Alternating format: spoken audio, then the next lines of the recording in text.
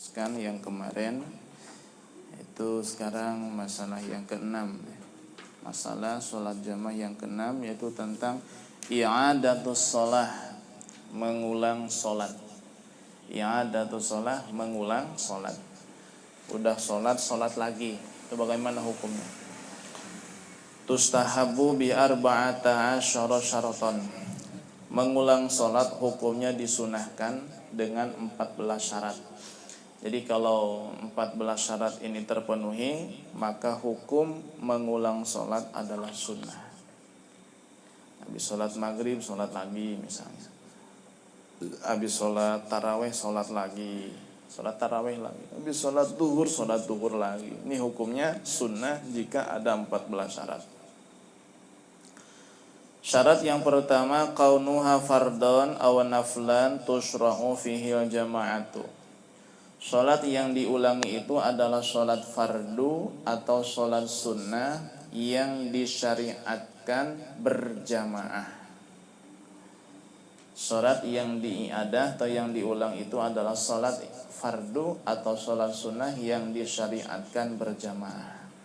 Duhur, asar, maghrib, isya, subuh, fardu disyariatkan berjamaah, berarti sunnah diulangi. Sholat tarawih sunnah berjamaah, berarti sholat tarawih sunnah diulangi. Maka di Yaman itu ya, dan di negara yang lain juga ada. Itu kadang sholat tarawih dalam satu malam bisa 100 rakaat, ya, pindah-pindah masjid. Karena sholat tarawih di sana itu waktunya beda-beda, enggak serentak di awal waktu isya.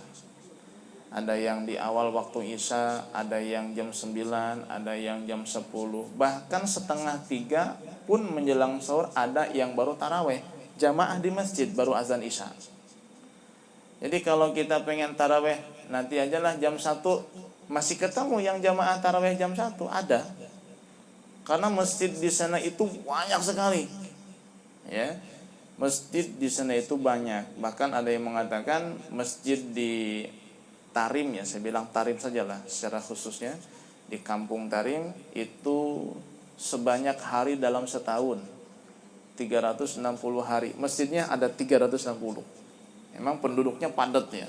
Masjidnya banyak dan itu penuh semua. Ya, penuh semua. Orang mana? Orang situ ya.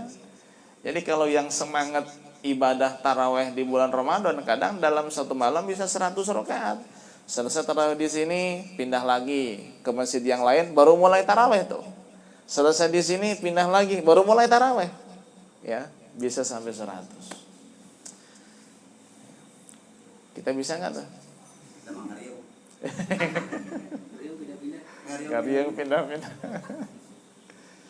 Ya, jadi sholat sunnah juga kalau yang disyariatkan berjamaah, ya sunnah diiadah, sunnah diulangi. Sholat apa lagi? Sholat Idul Fitri, Idul Adha, itu kan sunnah berjamaah, berarti sunnah i'adah juga diulangi. Syarat yang kedua, kaunuha mu'addatan la maqdiyatan. Sholat yang di'iadah adalah sholat adaan, bukan sholat qadaan. Jadi sholat sohibil wakti, sholat yang punya waktunya itu sunnah di'iadah, diulangi. Berarti kalau sholat qadha enggak sunnah diulangi, ya. Sholat qadha tidak sunnah diulangi. Yang sunnah diulangi adalah sholat ada. Tahu sholat ada ya? Sholat pada waktunya itu, waktu itu, sohibil waktu, yang punya waktu. Syarat yang ketiga, disunahkannya i'adah sholat, i'adah ya, yaitu mengulangi sholat. Syarat yang ketiga adalah kaunul ula sahihatan. Sholat yang pertama sah. Jadi kalau mau mengulangi sholat yang tadi dilaksanakan itu harus sah dulu. Ya. Kalau sholat yang itu tidak sah, ya berarti tidak sunnah mengiadah, malah wajib kalau sholat fardu ya. Kita sholat maghrib nih, yang dilaksanakan tadi itu enggak sah, maka bukan sunnah mengulangi, malah wajib mengulangi. Ini kan yang dibahas sunnah mengulangi sholat dengan 14 syarat. Syarat yang ketiga adalah sholat yang pertama itu hukumnya sah. Berarti kalau sholat yang pertama hukumnya tidak sah, sedangkan itu sholat wajib, maka i'adah hukumnya apa? Wajib. Kemudian syarat yang keempat, alla tazidal i'adatu ala marratin, mengulangi sholat tidak lebih dari 1 kali. Jadi habis sholat nih, misalnya habis sholat duhur berjamaah, mau sholat duhur lagi, sunnah sekali aja tuh mengulanginya. 2 kali, 3 kali itu tidak sunnah. Yang sunnah sekali mengulangi. Ya. Berarti kalau yang sholat tarawih 100 kali, yang sunnahnya yang keberapa itu? Yang kedua. Yang sunnah asik kan yang pertama, sunnah mengulangi yang kedua. Kesunahnya mah nggak sunnah, tapi tetap dapat pahala karena itu sholat. Ya. Jadi yang kita harus garis bawahi sunnah mengulanginya, bukan sholatnya. Kalau sholatnya tetap dapat pahala, hukum mengulanginya sunnah gitu. Kayak tadi sholat tarawih dalam 1 malam 100 kali. Sunnah yang asli yang pertama. Yang kedua ini sunnah i'adahnya mengulanginya. Nanti yang ketiga memang tidak sunnah mengulangi, tapi jika dilaksanakan ya tetap sunnah, karena itu sholat, dapat pahala sampai 100. Syarat yang kelima, ayyan wiyal fardiyata, harus niat fardu. Ini jika sholatnya fardu ya. Jadi kalau setelah sholat, kita ambil contoh lah, habis sholat zuhur misalnya, kita mau i'adah, mau mengulangi sholat duhur, maka sholat duhur yang kedua, meskipun mengulanginya adalah sunnah, tapi niat sholat duhurnya tetap harus wajib.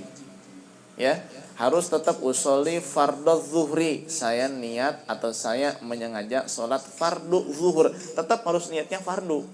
Meskipun sholat i'adah itu hukumnya apa? Sunnah. Tapi jika itu sholat fardu, niatnya tetap harus niat fardu. Tuh kayak misalnya habis sholat Jumat, i'adah zuhur.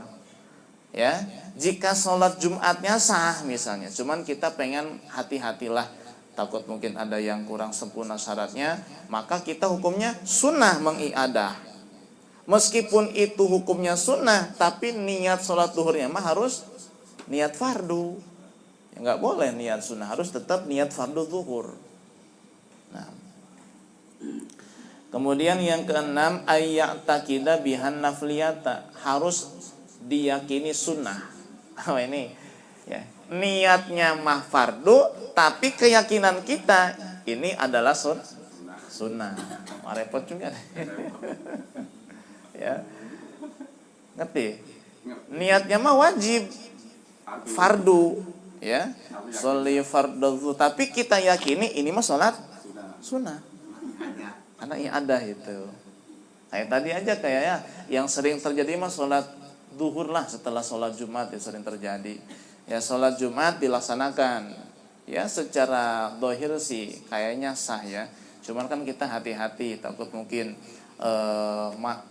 jumlahnya kurang dari 40 ya, yang fasihat dalam bacaan Fatihahnya, atau mungkin karena tadi saya mengantuk, mungkin khatib penyampaian rukunnya kurang 1 misalnya gitu ya. Karena ada kehati-hatian lah, saya pengen sholat duhur lagi lah. Nah ini sholat duhurnya hukumnya apa? I'adahnya sunnah, harus kita yakini sunnah. Tapi niatnya mah harus fardu. Harus fardu. Yang ketujuh, antusholla kulluha jama'atan, harus dilaksanakan berjamaah secara total. Apa makna total? Dari rakaat pertama sampai salam harus dilakukan berjamaah, biar i'adahnya itu sunnah. Ya, paham ya? Jadi dari mulai takbir sampai salam itu harus dilaksanakan berjamaah, biar sholat i'adahnya itu sunnah. Gitu. Jadi kalau misalnya kita mau mengulang sholat duhur nih, tadi habis sholat duhur, pengen sholat duhur lagi. Ini biar sholat duhur yang kedua hukumnya adalah disunahkan, maka harus dilaksanakan dengan berjamaah dari takbir awal sampai salam. Ya, gitu. Kemudian yang ke berapa? Yang ke-8, antaqa'a fil waqti minha raq'atun fa aktsara. Ya. Syarat yang ke-8, minimal harus ada 1 rakaat di dalam waktu. Minimal harus ada 1 rakaat di dalam waktu. Misalnya kita sholat zuhur jam 2:30 karena ketiduran dari jam 11, sholat ke masjid zuhur 2:30. Selesai sholat jam 3 kurang 1/4, tinggal 15 menit lagi asar. Pas kita mau pulang dulu belum makan, tiba-tiba ada rombongan sama belum sholat duhur, dia melaksanakan duhurnya jamaah. Kita yang tadi sholat duhur sendiri sekarang sunnah mengulangi sholat duhur. Kenapa? Karena yang tadi sendiri sekarang berjamaah. Ya, berjamaah. Kemudian udah baris ya, kita ikut Allahu Akbar. Nah, sholat yang dilaksanakan iadah itu yang berjamaah minimal 1 rakaat harus ada di waktu zuhur minimal. Berarti kalau baru Allahu Akbar tiba-tiba asar, Allahu Akbar, udah serokat belum? Belum. Maka sholat zuhur yang diulangi itu hukumnya sunnah tidak? Tidak sunnah. Kenapa? Karena syarat yang ke-8, syarat sunnah mengiadah sholat adalah minimal 1 rakaat harus ada di dalam waktunya. Minimal, kalau 2, 3 malah lebih bagus lagi. Minimal 1 rakaat. Kurang dari 1 rakaat tidak sunnah mengiadah. Ya tapi tetap dilaksanakan terus. Gitu. Syarat yang ke-9, ayan wiyal imamul imamata. Imam harus niat jadi imam. Imam harus niat jadi imam. Biar sholat iadahnya dapat sunnah. Karena kan dalam kasus sholat berjamaah, imam harus niat jadi imam enggak? Enggak. Yang harus niat jamaah itu siapa? Makmum. Tapi dalam sholat iadah, kalau pengen iadahnya itu dapat sunnah, maka si imam pun harus niat sunnah. Niat jadi imam. Sunnahnya jadi imam ya. Yang jadi imaman lillahi ta'ala. Baru dapat sunnah iadah. Kalau ternyata imamnya enggak niat jadi imam, makmum doang yang niat jamaah, ya enggak sunnah. Gitu. Repot juga ya. Ada sholat ini. Ya. Ya meskipun jarang dilaksanakan, kita kaji ilmunya. Siapa tahu nanti mau melaksanakan sudah ada wawasan, tinggal dipraktekkan. Syarat yang ke-10, antu'ada ma'a man yara jawazal i'adati. Ketika mengulangi sholat harus bersama dengan orang yang meyakini boleh mengulangi sholat. Nah, ketika mengulangi sholat harus dilaksanakan bersama dengan orang yang meyakini diperbolehkannya mengulangi sholat. Nah, dari sini kita bisa memahami berarti hukum mengulangi sholat itu khilaf, berbeda pendapat di kalangan ulama. Sebagian mengatakan boleh, bahkan sunnah. Sebagian mengatakan tidak boleh. Jadi kalau udah sholat duhur, ya udah, nggak boleh sholat duhur lagi. Siapa yang berpendapat tidak boleh itu? Yang berpendapat tidak boleh itu adalah diantaranya mazhab Hanafi. Ya, mazhab Hanafi mengatakan nggak boleh mengulangi sholat. Kalau udah sholat duhur sah, ya udah, nggak usah diulangi. Haram, tidak boleh. Nah, kita sebagai mazhab Syafi'i meyakini boleh, bahkan sunnah. Kita nih nggak boleh makmum sama dia, atau dia yang jadi makmum kita. Kenapa? Supaya sholat iadah kita dapat sunnah. Karena kan sholat iadah kalau pengen sunnah tadi harus apa aja sholatnya? Jamaah kan? Dan jamaahnya itu jangan sama orang yang tidak meyakini diperbolehkannya sholat iadah. Gitu. Jadi harus berjamaahnya dengan orang yang sama akidahnya dengan kita, sama keyakinannya dengan kita. Keyakinan apa? Meyakini boleh iadah sholat. Berarti sama-sama mazhab Syafi'i. Kalau dengan tidak mazhab Syafi'i, seperti mazhab Hanafi yang meyakini tidak boleh mengiadah sholat, maka hukum sholat iadahnya tidak sunnah. Ya tetap boleh sih kita, cuma tidak sunnah, nggak dapat kesunahan. Ya karena dianggap tidak jamaah kan gitu. Kemudian yang ke-11, banyak juga nih ya. Ingat nggak nih yang 14 ini ya? Yang ke-11, ayyakuna fiha thawabul jama'ati hadal ihrami biha. Ya. Harus mendapatkan pahala jamaah pada saat takbiratul ihram. Harus mendapatkan pahala jamaah pada saat takbiratul ihram. Nah, kita flashback ke belakang. Di dalam sholat jamaah ada hal yang dimakruhkan kan? Dan setiap hal yang dimakruhkan dalam sholat jamaah menghilangkan keutamaan jamaah.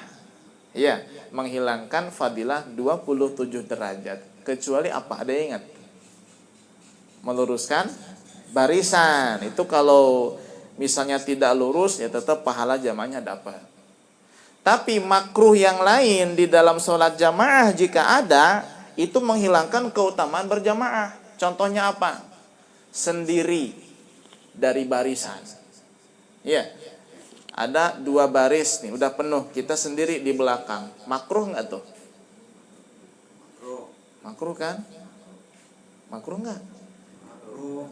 Takutnya nanti diterekam apa? ini tuh diterekam nih.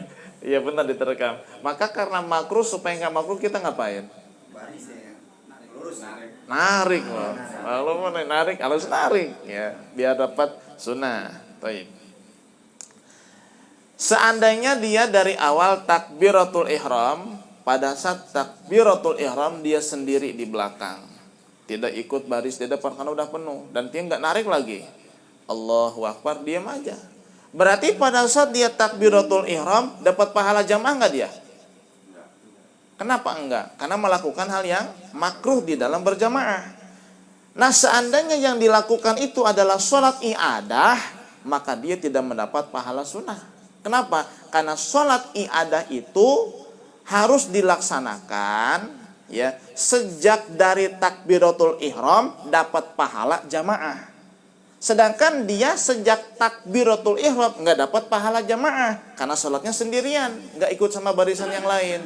Maka seandainya itu sholat i'adah, maka sholat i'adahnya tidak sunnah. Kenapa? Dari awal dia tidak mendapat pahala jamaah, sebab sendiri di belakang. Paham ya? Insyaallah ya. Kemudian yang ke-12, alla takuna sholata syiddatil khaufi. Sholat yang di'iadah itu bukan sholat syiddatul khauf.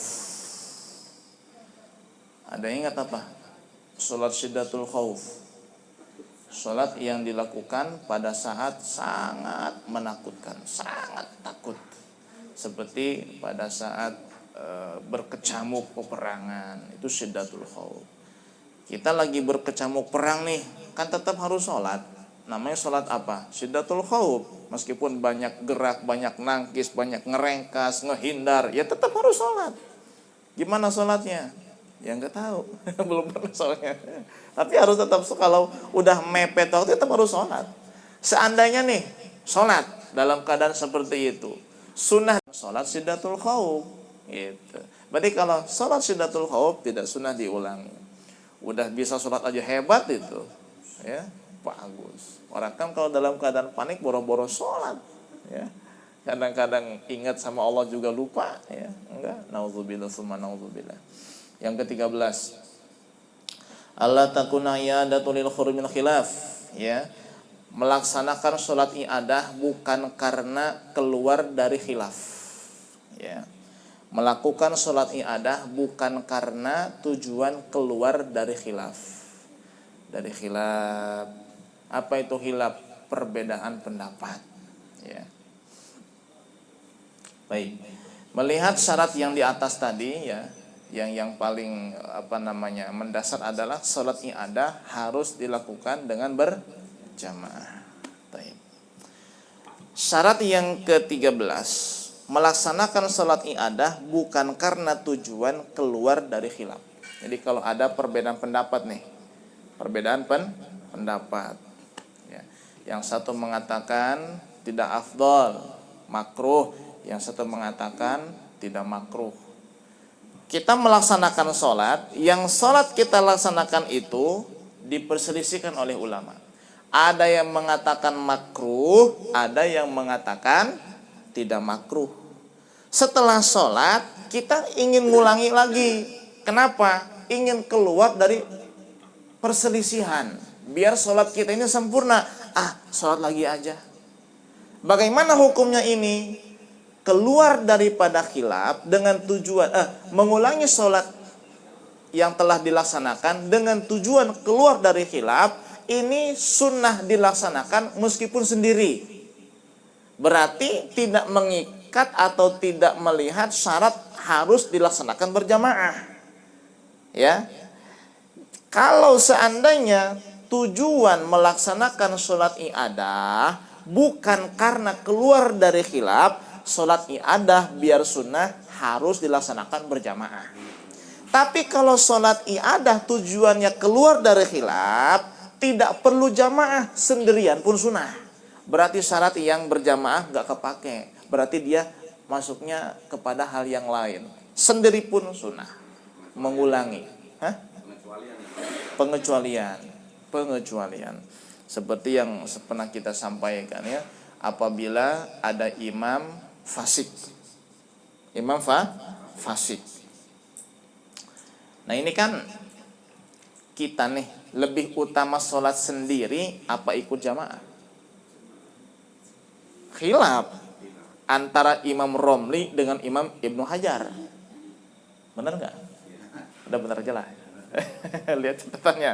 Khilaf itu. Ada yang mengatakan lebih afdal jamaah. Imam siapa itu? Imam Romli. Kenapa? Menghindar fitnah. Kata Ibnu Hajar lebih utama sendiri. Percuma ikut dengan imam yang fasik. Kenapa? Sholatnya makruh berarti nggak dapat pahala. Kita tetap ikut sholatnya jamaah nih. Imamnya fasik. Setelah menyalahkan orang lain. Sedikit menyalahkan. Tidak banyak menyalahkan orang lain. Kenapa? Wawasannya luas. Gimana dan itu seandainya, nah itu kan karena imam fasik. Bagaimana seandainya kita berjamaah lagi? Lebih bagus lagi.